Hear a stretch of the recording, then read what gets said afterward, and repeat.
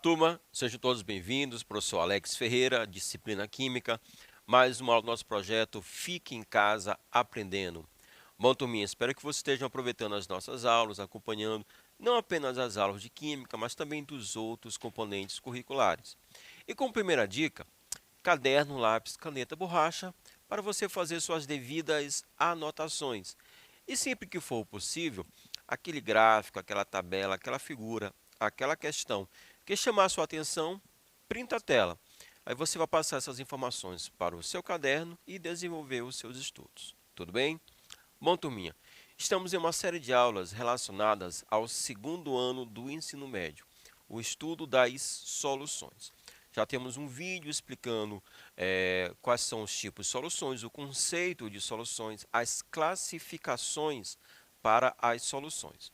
No entanto, se a gente está falando sobre soluções, a gente precisa também conversar sobre esse tópico da nossa aula, a ideia sobre solubilidade e curvas de solubilidade, certo? Por quê? Porque uma solução ela vai acontecer quando a gente dissolver uma substância, que nós vamos denominar de soluto, em uma outra substância, que vamos chamar de solvente. Então, é preciso essa dissolução. Então, o soluto precisa ser solúvel no solvente. Senão, não haverá a formação da solução, ou seja, aquela mistura homogênea. Então, se nós vamos falar sobre solução, precisamos de antemão conhecer e entender sobre o conceito de solubilidade. Então, o objetivo dessa aula de hoje é falarmos sobre solubilidade, os seus conceitos, o fenômeno da saturação, ou seja, da dissolução, e um pouquinho sobre as curvas de solubilidade. Tudo bem, turminha? Então vamos iniciar. Vamos falar sobre o conceito de solubilidade. Solubilidade é a propriedade física das substâncias de se dissolverem, Você poderia falar também que de se misturarem, certo? Ou não em um determinado líquido. Se acontece essa mistura perfeita, podemos dizer que existiu a solubilização daquela substância, por exemplo, na água. Denomina-se soluto os compostos químicos que se dissolvem em outra substância. Já o solvente é a substância na qual o soluto será dissolvido para a formação de um novo produto, ou então de uma solução, de uma mistura. Então a gente precisa ficar com esses dois termos bem fixados. Soluto é aquele que se dissolve e o solvente, aquele que gera a dissolução, certo? A dissolução química é o processo de dispersão do soluto em um solvente, dando origem a uma solução ou mistura homogênea. Quando você coloca o soluto, como aparece aqui na nossa figura, o soluto no solvente, esse soluto vai se espalhar em todas as direções, certo? Esse fenômeno vamos chamar de dissolução ou dissolução química. Tudo bem, turminha?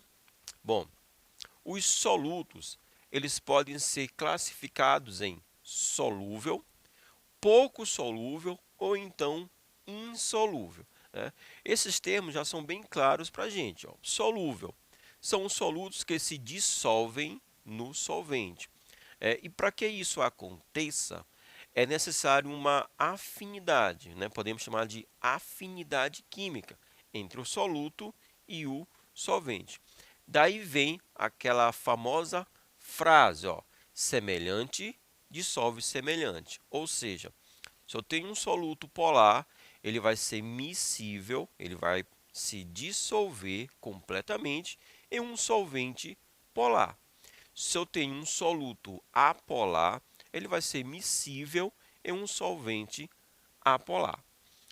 Um soluto pouco solúvel são os solutos que apresentam dificuldade em se dissolver no solvente. Então, eles vão apresentar uma solubilidade baixa, certo? E se apresentar uma solubilidade muito baixa, vamos poder classificá-lo como soluto insolúvel, né? São os solutos que não se dissolvem no solvente. Podem até se dissolverem, mas vai ser numa fração muito pequena. Então, a olho nu, praticamente podemos dizer que não houve a dissolução. Juntando-se, né? Agora vamos falar um pouco sobre o fenômeno da saturação, que é esse termo da dissolução. Juntando-se gradativamente sal comum, né? Quando a gente fala de sal comum, estamos falando do cloreto de sódio, o sal de cozinha. Quando juntamos gradativamente o sal comum à água, né, em temperatura constante e sob agitação contínua, verifica-se que em dado momento o sal não se dissolve mais, certo? No caso particular do cloreto de sódio, né, isso ocorre quando há aproximadamente 360 gramas do cloreto de sódio por litro de água, certo? Por litro de água. Daí em diante, toda a quantidade adicional de sal que for colocada no sistema irá depositar-se, ou seja, precipitar-se no fundo do recipiente.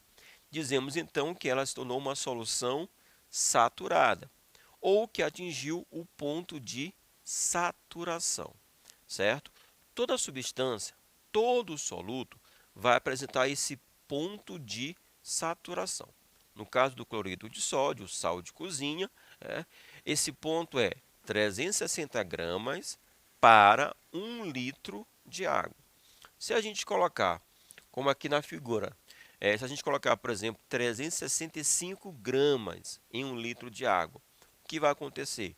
360 gramas será dissolvido, certo?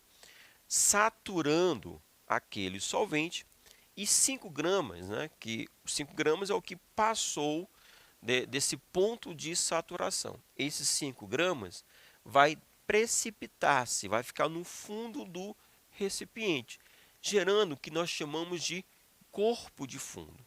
Toda vez que você colocou, por exemplo, açúcar ou até mesmo sal, né, em grande quantidade, em um volume de água, e no fundo do recipiente, né, uma parte do açúcar, por exemplo, ficou, então esse açúcar que está no fundo do recipiente, nós podemos chamar quimicamente de corpo de fundo ou precipitado. Tudo bem, turminha?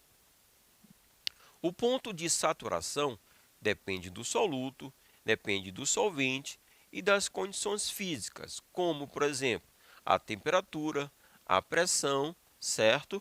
São fatores físicos que vão influenciar. Mais na frente nós vamos ter um gráfico que vamos falar da relação da temperatura com essa solubilidade. E você vai perceber que quanto maior a temperatura, maior a solubilidade das substâncias. Então, essa solubilidade ou essa dissolução, claro, vai depender do soluto, vai depender do solvente, ou seja, se eles apresentam afinidade. Quanto maior for a afinidade do soluto com o solvente, maior será essa solubilidade, maior será esse ponto de saturação. Então, o ponto de saturação ele é definido, né, pelo coeficiente de solubilidade. Então, em vez de falarmos ponto de saturação, podemos apenas chamar de coeficiente de solubilidade.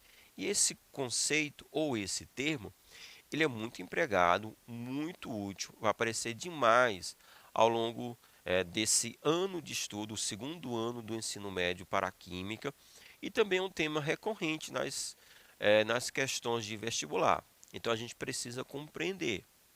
O coeficiente de solubilidade é a quantidade necessária de uma substância. Em geral, ela é dada em gramas para saturar uma quantidade padrão. Essa quantidade padrão para o solvente pode ser 100 gramas, 1000 gramas ou 1 litro, certo? Normalmente, é uma quantidade em gramas do soluto para 100 gramas do solvente. E quando falamos de solvente, sabemos que o solvente universal ou o solvente mais utilizado é a água, certo? Então, o coeficiente de solubilidade é aquela máxima quantidade em gramas do soluto que se dissolve em 100 gramas de água. Então, por exemplo, para o cloreto de sódio, né, o sal de cozinha, esse valor específico é de 357 gramas por litro, tá bom? Para o nitrato de prata, é de 1.220 gramas por litro.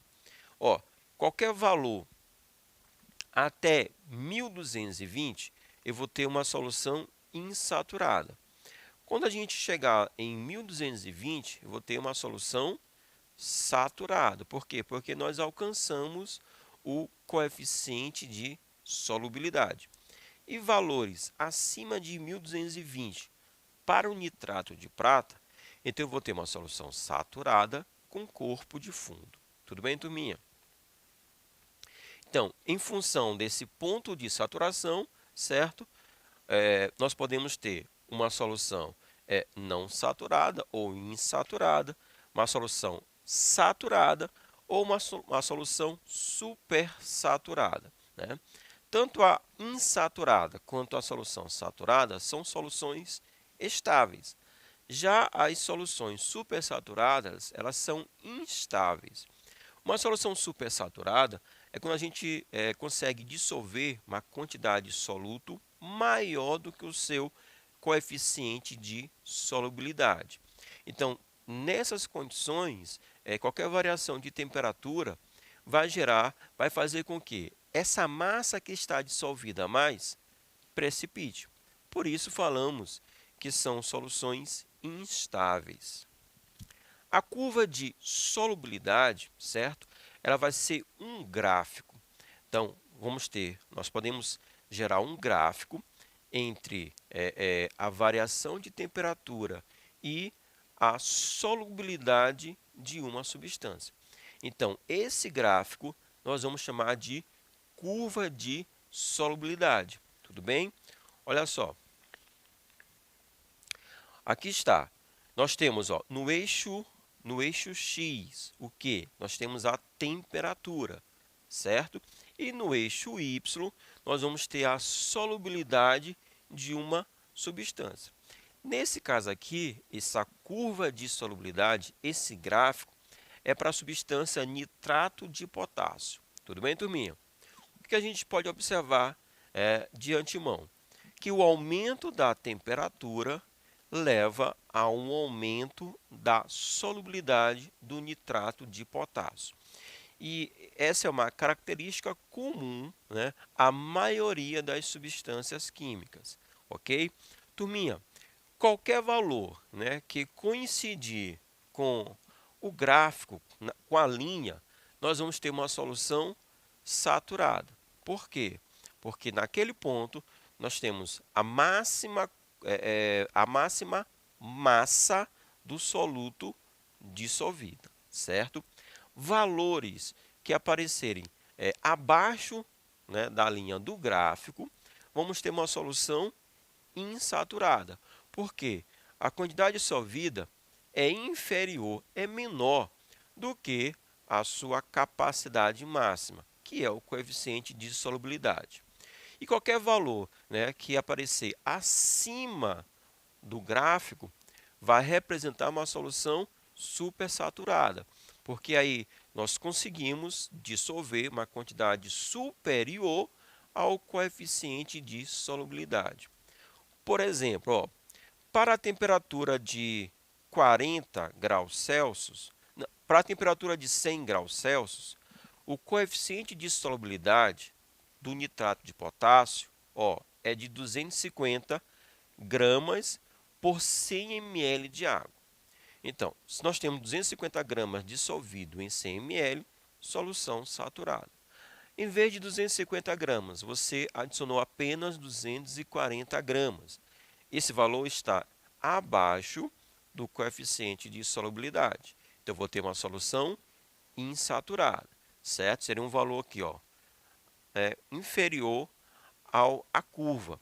Agora, se você conseguir dissolver, por exemplo, 300 gramas, então você tem uma quantidade dissolvida superior ao coeficiente de solubilidade do soluto naquela temperatura. Então, você está com uma solução supersaturada. Então, a análise da curva de solubilidade, a gente consegue, por exemplo, classificar a solução, né, aquela mistura formada, como uma solução saturada, insaturada ou supersaturada, certo? Esse outro gráfico, ele nos mostra algumas substâncias. O primeiro gráfico só aparecia uma única curva, que era para o nitrato de potássio. Aqui nós temos várias substâncias, né? Então, nessa curva de solubilidade, né, nós temos várias substâncias. O nitrato de potássio, o dicromato de potássio, né, dentre outras substâncias. O que a gente consegue perceber analisando essa curva de solubilidade? A gente consegue perceber que o aumento da temperatura leva a um aumento da solubilidade na maioria das substâncias. Ó. A maioria das substâncias apresenta uma curva crescente para o aumento da temperatura. No entanto, o sulfato de cério, o aumento da temperatura vai levar a uma diminuição da solubilidade. Então, isso quer dizer que esse processo da dissolução do sulfato de cério é um processo exotérmico. Então, ele é favorecido, né? Ele é prejudicado pelo aumento da temperatura, porque é um processo exotérmico, então é um processo que já está liberando calor, certo? Mas a maioria das substâncias, essa dissolução é uma dissolução endotérmica. Então, o aumento da temperatura leva a um aumento da solubilidade da substância. Vamos fechar a nossa aula trabalhando com algumas questões. Olha só, turminha. Se dissolvermos totalmente uma certa quantidade de sal em solvente e por qualquer perturbação uma parte do sal se depositar, qual a solução que teremos no final, certo? Então, nós dissolvemos uma substância e aí, por exemplo, a gente agitou o recipiente e nesse processo, uma parte que estava dissolvido, certo? Precipitou, né? Foi para o fundo do recipiente. Que solução é essa? Ó, destaquei aqui a afirmativa correta, letra A, saturada com corpo de fundo. O que nós tínhamos anteriormente? Nós tínhamos uma solução supersaturada, certo? Uma solução supersaturada. Como ela é uma solução instável, então uma agitação, certo? Desencadeou a precipitação do soluto que estava em excesso. Isso aconteceu tranquilo. Nós vamos ter uma quantidade dissolvida igual ao coeficiente de solubilidade, certo? E aquele excesso que gerava a solução supersaturada, aquele excesso precipitou. Então, por isso, a gente classifica agora essa nova solução como uma solução supersaturada. Desculpa, uma solução saturada com corpo de fundo. Jamais poderia ser uma solução supersaturada com corpo de fundo. Jamais, porque esse corpo de fundo, certo, em uma solução supersaturada já está dissolvido, certo? Insaturada, jamais. Nunca nós vamos ter uma solução insaturada com corpo de fundo, certo? Que a insaturada, a quantidade dissolvida, ela é inferior ao coeficiente de solubilidade, aquela máxima massa que pode ser dissolvida, certo? Supersaturada sem corpo de fundo, não, porque o texto da questão nos fala que uma parte dessa massa foi depositada, foi precipitada. E saturada sem corpo de fundo, não, porque a questão fala que uma parte sofreu precipitação. Tudo bem, turminha? um pouquinho sobre solubilidade. Vou ficando por aqui, até a próxima. Valeu!